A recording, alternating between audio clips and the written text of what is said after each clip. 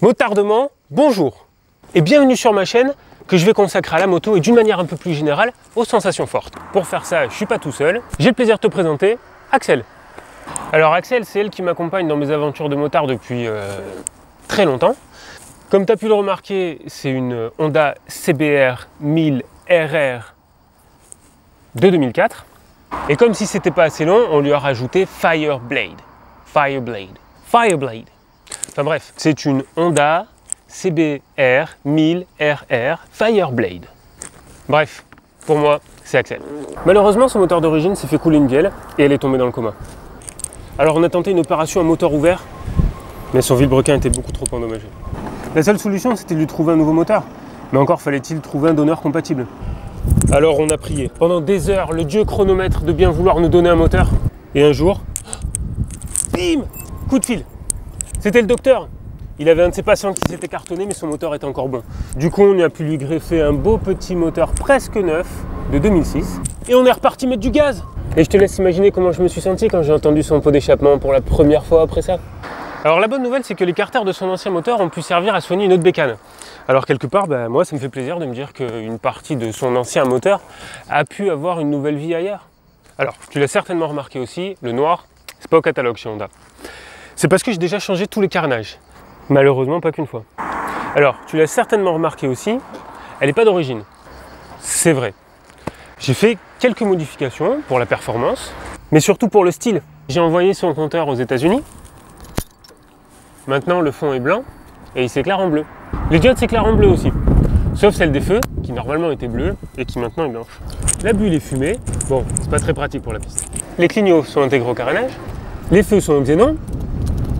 La poignée de gaz est à tirage rapide. Le phare arrière aussi est fumé, avec les clignots intégrés.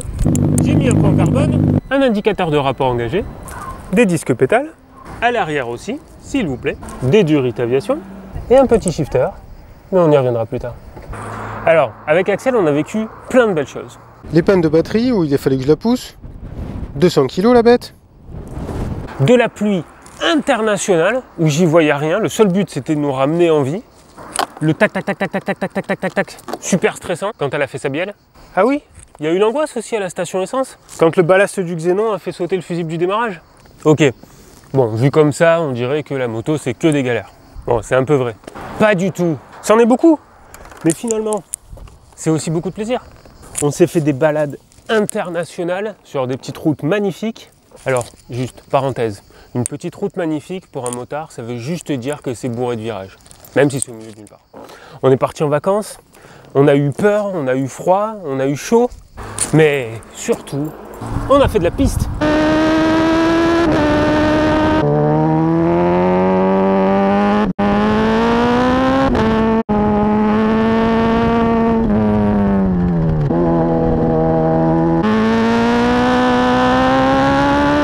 Ah, la piste. Quelle sensation de pouvoir sentir toute la puissance de sa machine être exploitable au bout de la poignée. Se rendre compte que n'y a pas tant de temps que ça entre ces deux virages qu'on voyait si éloignés depuis le bord de la piste. Monter ton régime moteur jusqu'au couple maxi sur plusieurs rapports d'affilée. Réussir à poser le genou et te pisser dessus quand t'as voulu freiner trop tard au bout de la ligne droite. Quand c'est pas autre chose. Et puis un jour... Ah bah oui, c'est vrai que la piste c'est aussi super pratique pour chercher ses limites. Mais quand tu les trouves, mais ça aussi on y reviendra plus tard.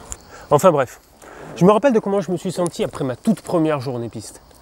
Je m'étais trouvé, en tant que motard je veux dire. Ça faisait 10 ans que je faisais de la moto, en essayant différentes choses, différents styles, à la recherche de nouvelles sensations. Et en fait ce jour-là, j'ai eu l'impression que ça faisait 10 ans que je cherchais à faire de la moto comme ça. Ah gros, ça a l'air trop méchant la piste. Il y a moyen que je vienne avec toi la prochaine fois? Ah oui, j'ai oublié de te parler de lui. C'est Abrutix, l'irréductible, tu sais, du village d'irréductible. J'ai beau lui répéter 500 fois la même chose, il m'écoute jamais. Il met son casque une fois sur deux, roule en t-shirt, des fois même en tongs. Mais bon, il est là, donc faut faire avec. Et voilà.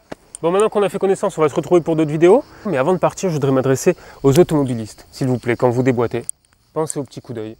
Il y a peut-être un motard caché dans votre angle mort.